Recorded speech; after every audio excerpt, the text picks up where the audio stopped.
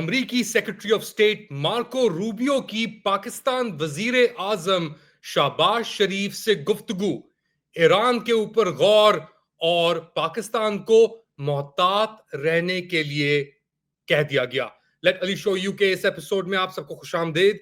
Do like, subscribe and share this content. Iran और Israel के दरमियान जंग बंदी के बाद और पाकिस्तान के army chief field marshal general Asim Munir से मुलाकात के बाद ट्रंप इंतजामिया ने एक बार फिर पाकिस्तान से दोबारा राब्ता किया है। इस बार secretary of state Marco Rubio, एक स्पोक्स पर्सन टाइमी ब्रूस जो है उनकी, उन्होंने एक रीड आउट शाया किया है। Secretary of state Marco Rubio spoke today with Pakistani Prime Minister Mohammad Shahbaz Sharif regarding events in the Middle East. Rubio emphasized Iran can never develop or acquire a nuclear weapon. The two leaders acknowledged the importance of working together to promote a durable peace between Israel and Iran and maintaining regional stability. तो क्या जंग बंदी जो America ने और Trump हुकूमत ने Iran और इजराइल के दरमियान कराई, उससे पहले पाकिस्तानी आर्मी चीफ से मुलाकात की, क्या ये जंग बंदी बरकरार रह सकती है? और पाकिस्तानी अमेरिकन सहाफियों का इसके ऊपर क्या मौकफ है और वो इस पूरी सिचुएशन को और ट्रंप इंतजामिया को डील करने को किस तरीके से देख रहे हैं? इन सवालात का जवाब देने के लिए हमें ज्वाइन कर रहे हैं Mohammad Jalil Afridi, managing editor the Frontier Post, एक बहुत ही विजिबल आवाज हैं अमरीकी स्टेट डिपार्टमेंट में। कई सालों से, पिछली एक दिहाई से ये रिपोर्टिंग कर रहे हैं, व्हाइट हाउस से भी और स्टेट डिपार्टमेंट से भी, डिफेंस पेंटागन से भी रिपोर्टिंग की है जलील आफरीदी ने। और जलील, आपके साथ एक इंटरेस्टिंग वाकया हुआ है, उसके ऊपर भी बात करेंगे, मगर पहले ये बताएं कि कितनी सिग्निफिकेंट है ये जो बात हुई है मार्को रूबियो की शहबाज शरीफ से?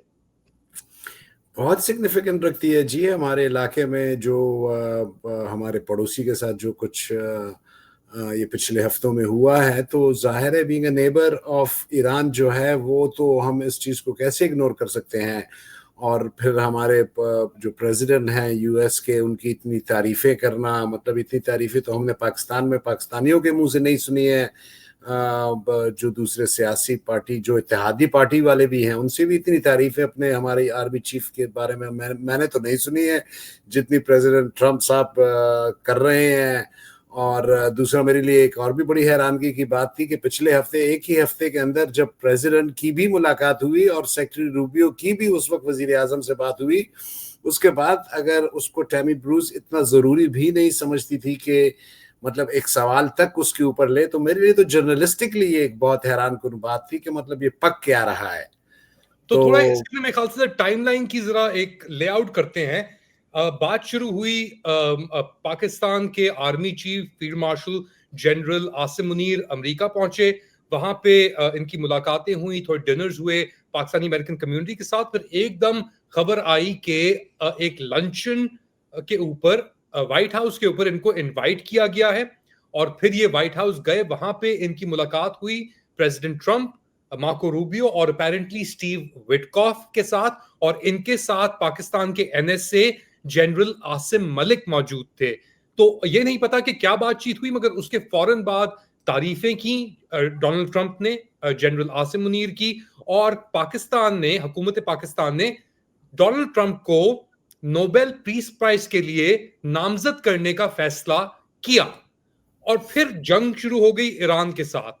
फिर आप जानते हैं कि आगे क्या हुआ, मगर ये टाइमलाइन जो चलती आ रही है, इसके ऊपर थोड़ा आप बताएंगे हमें? में जी कुछ चीजें इज्जत वाली भी थी, टाइमलाइन में कुछ हरकतें जो थी वो इज्जत वाली भी थी, और कुछ हरकतें वो बहुत मेरे ख्याल है छोटे लेवल की भी हरकतें हुई। एक तो ये कि मुझे दुख हुआ कि एक हफ्ते से हमारे चीफ साहब का पता ही नहीं लग रहा था कि वो अमेरिका में, मतलब फ्लोरिडा में है कि न्यूयॉर्क में है कि वॉशिंगटन डीसी में है।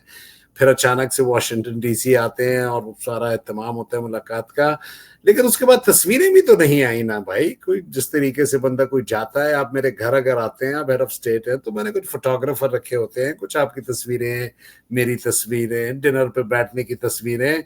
तो उस तरह की तस्वीरों में भी अमेरिका ने, मेरा ख्याल है, काफी कंजूसी दिखाई थी। उस लिहाज से वो कोई उसको अपने कोई अचीवमेंट या कोई फखरिया पेशकश के तौर के ऊपर वो नहीं पेश कर रहे थे। तो पता नहीं, कुछ लोगों ने तो ये चीज महसूस ही नहीं की। मुझे तो अपने मुल्क के हवाले से मतलब थोड़ा सा वो लगा कि यार, मतलब आपको तारीफें तो मुंह से हो रही हैं सदर की, पर लेकिन कोई उस तरीके से उसकी विजिबिलिटी जो है वो तो नहीं हो रही है। मतलब वो जो उसको तो ऐसे रखा जा रहा है जैसे किसी को आप घर बुलाओ जरा थोड़ा शर्मा शर्मा के ना, वो नहीं होता। एक रिश्तेदार घर में आता है तो आप वो बाकी रिश्तेदारों को बताना नहीं चाहते हैं ना, वो तो कुछ इस तरीके से मुझे लग रहा था। तो मतलब वो चीज तो थी एज अ फॉरेन रिलेशंस या एज ए कोई मजे का, मुझे तो मजे की चीज तो नहीं लगी थी, काफी लोगों को लगी और थी, पर आपने मुझे सवाल तो। भी पूछने की कोशिश की इसके ऊपर टैमी ब्रूस से, जी तो फिर हाँ। क्या हुआ उसके बाद?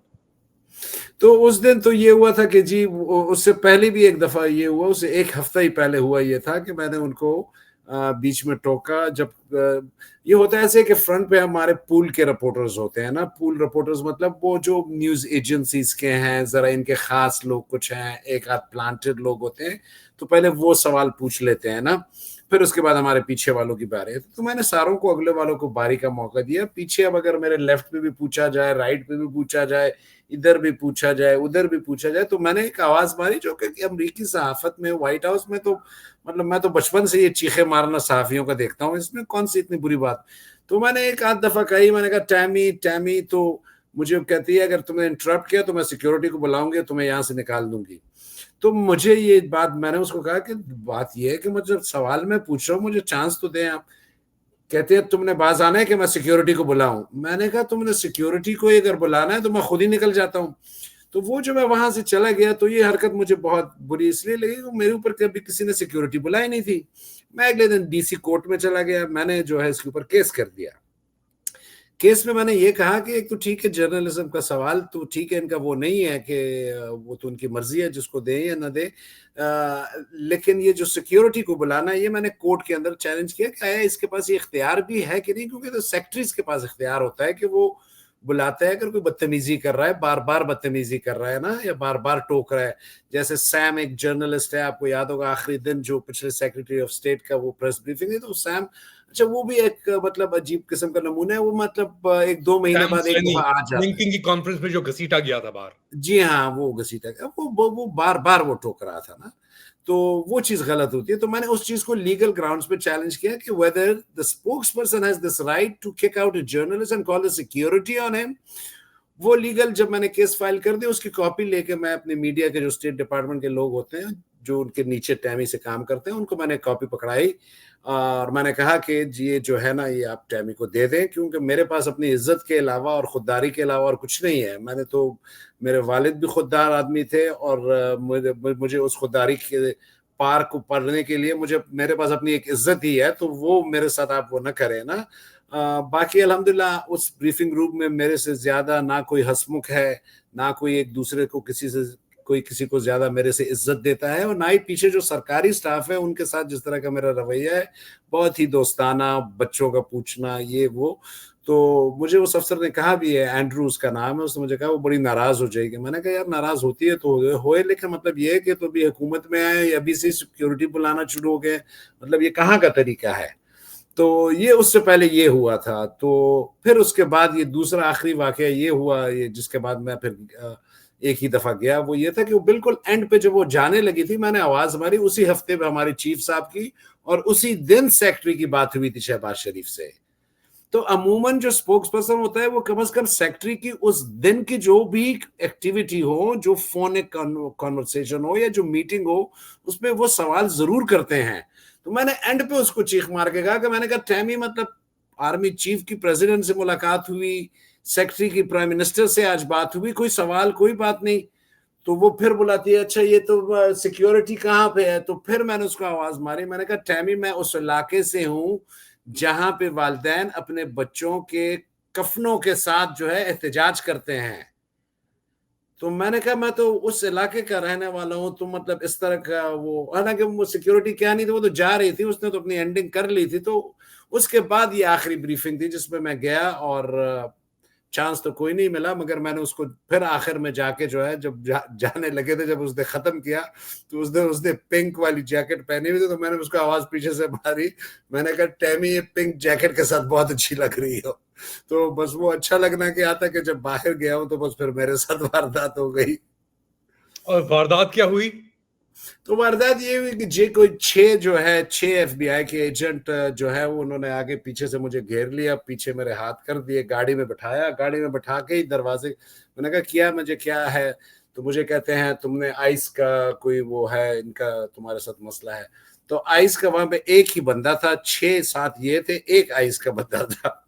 तो मुझे FBI वाले कहते कि प्रेस बैच दो। तो वो जब प्रेस बैच कहा, मुझे वहां से महसूस हुआ कि ये मतलब कुछ कुछ सही मतलब तो खैर वो गाड़ी उन्होंने एक ब्लॉक ऐसे आगे करके जो है वो लगाई, फिर एक जगह पे रोकी, तो फिर मुझे जो है वो हथकड़ियां यहाँ से हटा के आगे करके लगा के दे दिया मुझे। तो वो आइस का बंदा मेरे साथ गाड़ी में बैठ गया एक, और तो जैसे ही रवाना हुए तो मैंने उससे पूछा भाई क्या, मैंने क्या आइस का क्या सा वाला कानून मेरे जो है वो, तो कहता तुमने फिंगरप्रिंट्स नहीं किए। तो मैंने कहा मेरे फिंगरप्रिंट्स तो 10 साल पहले हो गए थे और मेरी फैमिली के भी हो गए थे। तो वहां से फिर जो है ये मुझे एक दफ्तर है, शैंटेली इलाका है, वहां पे ले गए। अफगानी था लड़का, बहुत इज्जत दी उसने मुझे। उसको फिर मैंने अपने वालिद, और वो मज़ार शरीफ का था, तो मैंने उसको कहा मज़ार शरीफ के तो अहमद शाह मसूद भी थे, तो मेरे अब्बा का बड़ा ताल्लुक था उनके साथ, और बल्कि मेरे अब्बा ने अपने छोटा जो मेरा भाई है उसका नाम भी अहमद उन्हीं की उससे मोहब्बत से रखा। तो अहमद शाह मसूद के बेटे का नाम भी अहमद है। तो बड़ा फिर खुश भी हुआ। रास्ते में उससे गप्पे में अपनी लगा रहा था, बस जो भी, कोई ऐसी ना बात, कोई इधर उधर की कुछ भी नहीं, बस। तो वहां जो उसने मुझे बहुत इज्जत दी। कोई दफ्तर तो 5 बजे बंद होता है, तो मिसेज मेरे लेने आ रही थी, तो कोई 1.5 घंटा जो है उसने मेरे साथ वहां पे वेट किया। उसने कहा नहीं बाहर बहुत गर्मी है, हालांकि दफ्तर उसका सारा खाली हो चुका हुआ था। तो बस फिर मिसेज आई और मुझे वहां से ले गए, कुछ भी और नहीं हुआ इस तरह से, मतलब तो ये क्या कह रहे ना थे ही कि कोई आपकी अपना चार्ज। इमिग्रेशन फाइल के अंदर आपके फिंगरप्रिंट्स नहीं थे? हाँ जी, इमिग्रेशन की जो फाइल होती है वो तो मतलब 2015 में जब मैं आया तो उसके एंड में या 16 के शुरू में, मतलब फिंगरप्रिंट्स का तो ऑफिशियल एक डिपार्टमेंट होता है, वो तो मैं मतलब सारे हम, मैं मिसेज बच्चे तो हम गए, हमने तो कर लिए थे उस वक्तों के ही। तो दूसरी दफा मैंने नहीं सुना है कि ये दूसरी दफा भी कोई होते हैं, मतलब। तो क्या आपके ख्याल से आपको ये इंटिमिडेट करना चाह रहे थे, क्योंकि आप पहले भी सवाल करते रहे हैं, तो मैंने जब कड़वी उन्होंने बहुत ये गर्मी किया के मेरे साथ, मैंने दौरान तो, हाँ मैंने तो कहा बाइट उनको कि एटेस्टेशन भाई के मतलब अंदर। तुम लोगों, हाँ तुम लोगों के पास तो हर चीज है, मेरी फोन नंबर, ईमेल एड्रेस, मतलब सारा बैकग्राउंड चेक इतने अरसे से। तुम तो मुझे व्हाइट हाउस और मतलब अपने FBI वाले और को बोला, मैंने कहा तुम लोग तो मुझे खुद अपने FBI के हेडक्वार्टर में प्रेस ब्रीफिंग के लिए बुला चुके हो भाई। तो मेरा तो सारा डाटा तुम्हारे पास है, मुझे एक फोन कर देते तो मतलब मैं खुद तुम्हारे पास आ जाता, तुमने क्यों इतनी तकलीफ की ना। तो मुझे तो मतलब जाती तौर पे ऐसा ही कुछ लगता है, सच्ची बताऊं। ये मुझे मतलब मैंने कोई जो इनके इमिग्रेशन के कानून होते हैं ना, उस लिहाज से कोई गैर कानूनी हरकत की है ना, मेरा कोई क्राइम इधर है ना, कोई पाकिस्तान में ऐसा है कि कोई मतलब इंटरकनेक्शन हो ना, मतलब बहुत ओपन सी किताब है इनके सामने मेरी लाइफ की, क्योंकि मैं हाई स्कूल यूनिवर्सिटी से लेके तो आज तक जो है मेरी जिंदगी का तो आधा आधा हिस्सा यहाँ पे गुजरा हुआ है। मतलब 10 साल वो जिंदगी के लगा लें और 10 साल ये जिंदगी के लगा लें, 50 साल का मैं हो गया हूँ, तो मतलब ये आधी लाइफ तो यही गुजर गई है। क्योंकि आप अमेरिका में थे 1990 से लेकर 1999 तक, जी और फिर हाँ। दोबारा 2015 के अंदर आए फिर वापस अमेरिका, जी हाँ, और फिर आपने वहां और पे। मैं प्रेसिडेंट ओबामा के वक्तों से व्हाइट हाउस जाता रहा, ब्रीफिंग अटेंड करता रहा, तीनों महकमों में जो भी है, वजीरत खारजा, सदारत और पेंटागन, तीनों में मैं जाता रहा हूँ, तीनों के पासेस थे मेरे पास। व्हाइट हाउस का पास मेरे से प्रेसिडेंट बाइडन के आखिरी 6-8 महीनों में लिया गया। प्रेसिडेंट बाइडन के जो लास्ट 8 मंथ्स थे, पहले मेरे से हार्ड पास लिया गया, फिर कुछ महीनों के बाद मेरी एक्सेस बंद कर दी गई। जो स्पोक्स पर्सन है सीक्रेट सर्विस के, उन्होंने मुझे कहा भी, कि मैंने कहा उनको कि भाई क्या मतलब मसला क्या है, तो उनका मतलब मेरे पास जवाब था कि मौजूद फोन पे कहा उन्होंने कि I have no idea what's going on. तो बस मैं चुप रहा उसके ऊपर, मैंने कहा चले बस वो है। फिर एडमिनिस्ट्रेशन चेंज हो गई, फिर मैंने टैमी को भी कहा कि अब जी मैं इतना अरसा हो गया व्हाइट हाउस नहीं जाता रहा हूँ। व्हाइट हाउस की जो स्पोक पर्सन है उन्होंने कहा कि जी 400 लोगों के मीडिया पासेस जो है वो बाइडन साहब ने वो कर दिए थे, खत्म कर दिए थे। हम आए, हम उनको रिस्टोर करेंगे, और ये हमने नए जो है प्रेस सीट्स बनाई हुई हैं। वो प्रेस सीट्स क्या है, वो सारे जो इनके जो ट्रम्प के सपोर्टर है वही उसी के अंदर आते हैं, और वही सब। और कोई मुझे जो है वो कोई 400 लोगों का नाम मुझे पता है किनके निकाले थे उनको, सच्ची बताऊं। बाइडेन के वक्त, तो प्रेसिडेंट बाइडेन के वक्तों में भी जो कहती थी कि 400 बंदों के card, I don't know who those 400 people were, you know. मुझे तो ये पता है कि जी मेरा एक ले लिया गया था, और एक आध और जर्नलिस्ट है, मुझे उनका पता है कि एक ले लिया गया था। I have no idea who the 400 people Caroline talks about, you know. क्या हो रहा है इस वक्त? आपने अपनी सिचुएशन बयान की, एडमिनिस्ट्रेशन के बारे में बात की, एक डिवीजन आया हुआ है, बड़ी केओस नजर आ रही है बाहर से। इस वक्त क्या हो रहा है अमेरिका में, डीसी में? अभी हमने देखा जोरान ममदानी के ऊपर भी अटैक शुरू हो गए हैं, इस्लामोफोबिक। आइस और ये बहुत एफबीआई रेड्स बहुत चल रही हैं इलीगल्स को उठाने के लिए। तो क्या आप किस तरीके से सिचुएशन को देख रहे हैं अमेरिका में? अमेरिका के विद इन पॉलिटिक्स का तो मैं सच्ची बताऊं, इतना ना मैं शौक भी इतना नहीं रखता हूं, ना मैंने कभी इतना गौर भी किया है। मुझे इतना पता है कि स्विंग स्टेट जो प्रेसिडेंट ट्रम्प के पास आए, वो प्रेसिडेंट बाइडेन की फॉरेन पॉलिसी की वजह से आए। इतनी बुरी शिकस्त जो प्रेसिडेंट ट्रम्प ने प्रेसिडेंट बाइडेन ने खाई, वो असूली तौर पर उसको इतनी बुरी शिकस्त नहीं होनी चाहिए थी, लेकिन वो उसकी फॉरेन पॉलिसी के, अगर अफगानी थे तो अफगानी नाराज थे, अगर पाकिस्तानी थे तो पाकिस्तानी नाराज थे, अगर अरबी थे तो मतलब फलस्तीन में जो हो रहा है वो तो मतलब उसको कौन देख सकता है। मतलब तस्वीरें देख देख कर बच्चों के लोतड़े और बुजुर्गों के और औरतों के, मतलब वो शहर की तस्वीरें जब आप आज के दिन देखते हैं तो मतलब इंसान को एक खौफ सा नहीं आता है। तो वे तो अगर मेरे व्हाइट हाउस के क्रेडेंशियल ठीक होते तो मेरे तो इतने अरसे से जहन में एक सवाल है कि मैं प्रेसिडेंट ट्रम्प से पूछता कि president Trump, you know, you say all the time that you are big believer on God, you know. ये अपने आप को बड़ा, सारे जो आजकल के लोग हैं वो अपने आप को मैन ऑफ फेथ कहते हैं ना, कि we are man of faith, तो we believe in God. So my question was going to be that if you are a man of God and you mentioned the souls of the Russian people and the Ukrainian people so many times, don't you think that the construction that's going to happen in Gaza, there will be souls that will be haunting the people living there? क्योंकि अगर कोई religious बंदा होता है तो मेरा ख्याल है उसमें इतना तो वो होता है कि यार मतलब सोल्स तो उसमें होंगी ना। अगर यूक्रेनियंस और रशियन सोल्जर्स जो वहां मर रहे हैं उनके अगर सोल्स हैं, तो ये जो गाजा में जो बच्चे मर रहे हैं या जो इतने लोग जो मरे हैं, इनके सोल्स नहीं होंगे क्या? हम अगर ट्रम्प ने कोशिश की जंगबंदी की, और अब ये भी खबरें आ रही हैं कि शायद जंगबंदी हो जाए, एक नई प्रपोजल है, ये इजरायली न्यूज़पेपर्स भी रिपोर्ट कर रहे हैं इसके ऊपर।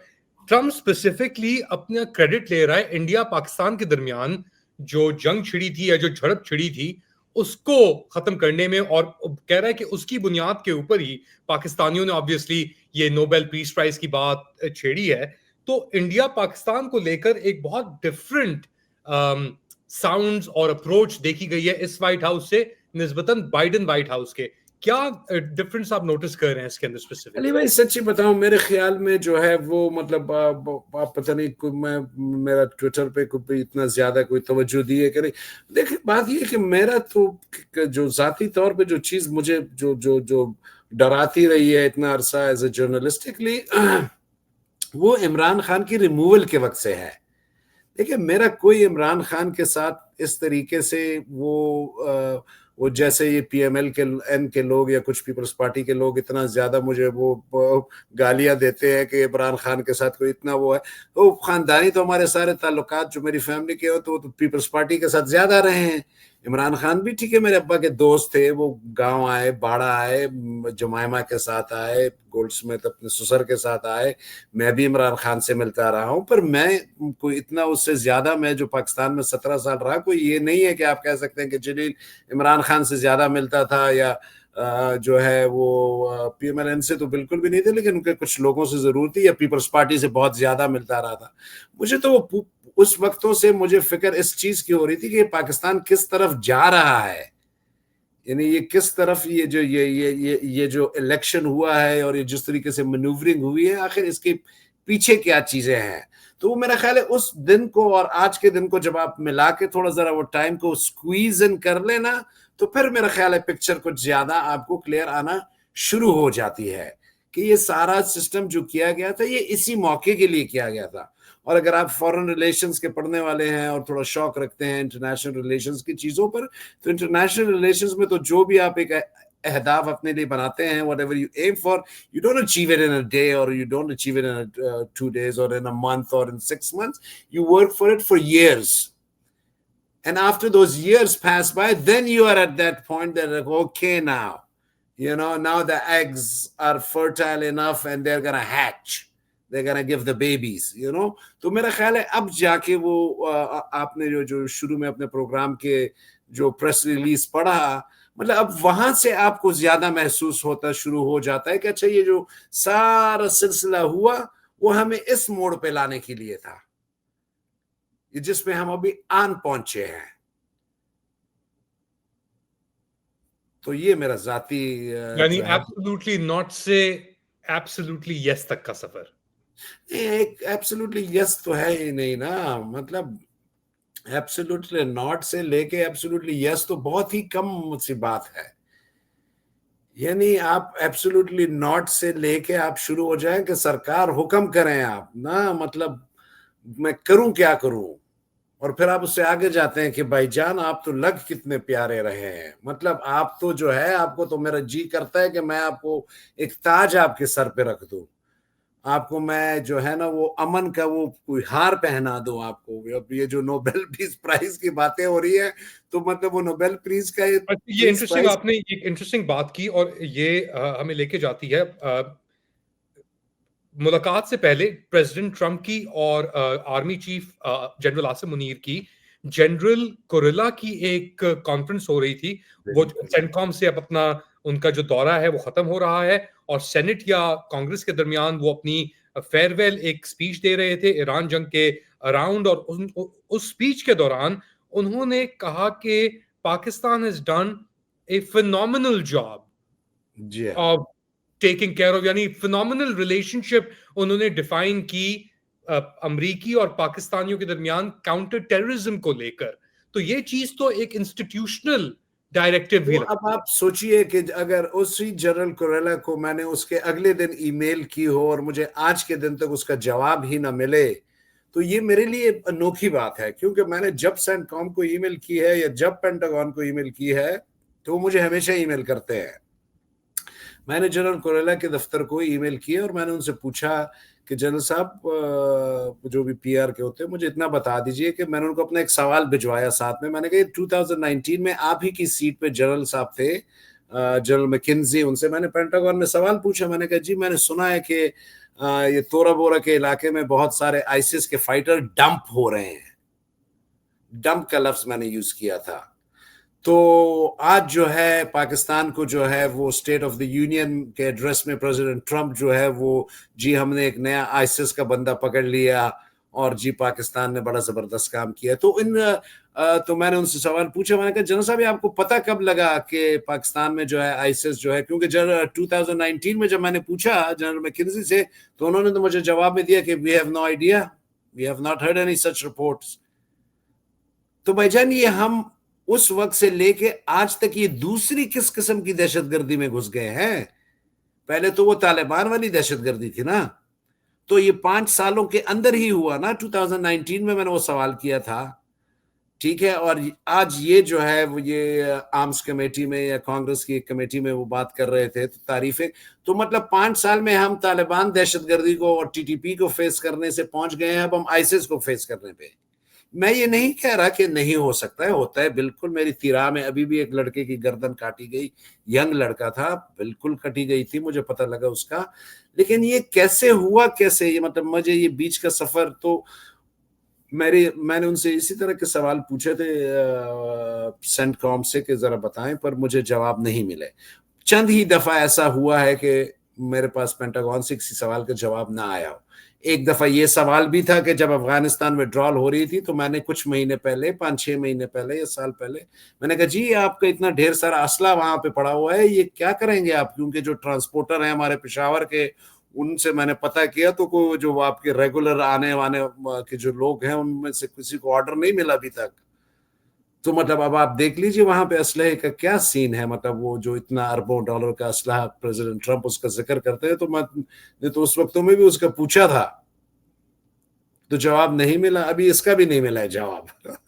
अब खैर अभी तो जंग भी हो रही है, बिजी भी बहुत हो सकते हैं, डिफरेंट कॉन्फ्लिक्ट्स को लेकिन वो तो डील मीडिया करना। सेक्शन होता है ना जी, मैं डायरेक्ट को जनरल साहब को मैसेज हाँ, थोड़ी मगर करता फिर हूँ, वो क्योंकि आई एम श्योर उनका वो सेक्शन भी वो कह सकते हैं कि थोड़ा जरा मसरूफ है।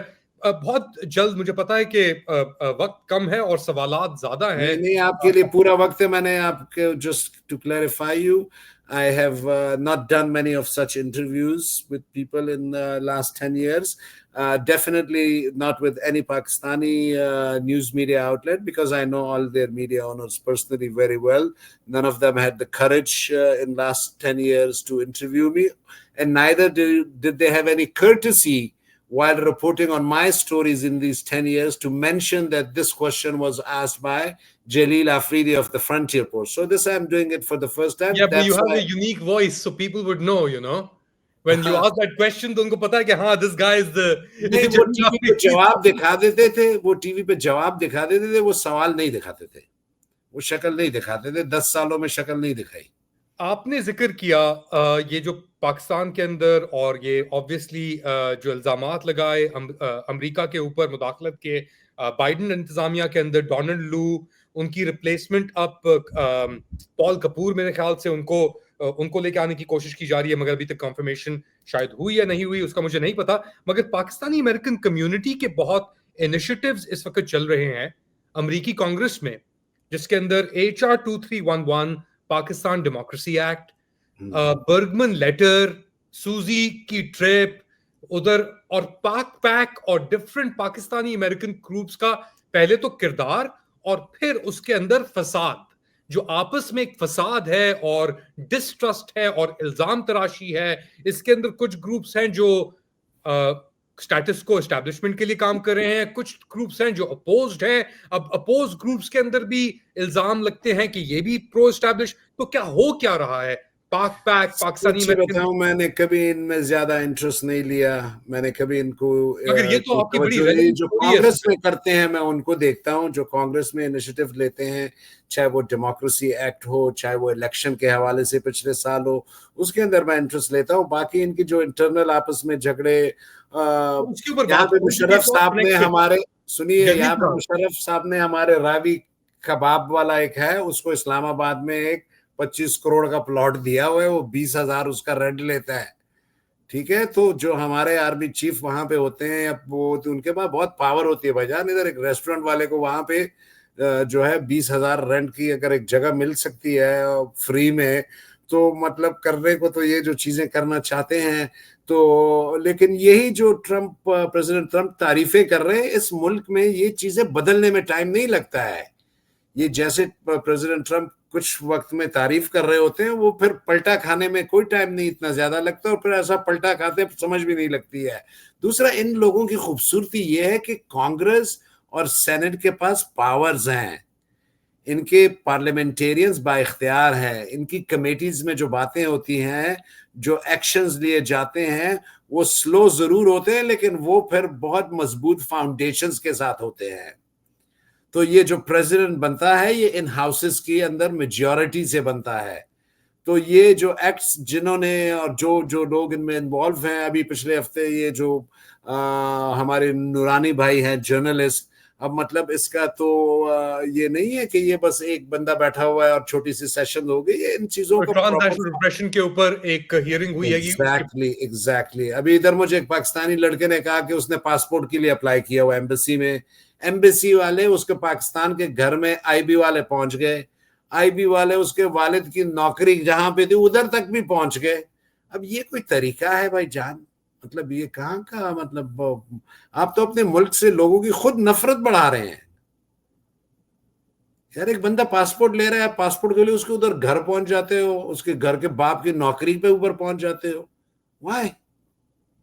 बड़े तो लोगों का मतलब तो ये पासपोर्ट रिप्रेशन, कैंसिल भी हो चुके हैं मेरे ख्याल से, और अब तो बहुत डिसिडेंट्स अमेरिका भी बहुत पहुंच से चुके हैं। लोगों के पासपोर्ट जो है, बहुत से लोगों को पासपोर्ट नहीं मिल रहे, बहुत से लोगों के पासपोर्ट की वेरिफिकेशंस के ऊपर महीने महीने लगा रहे हैं।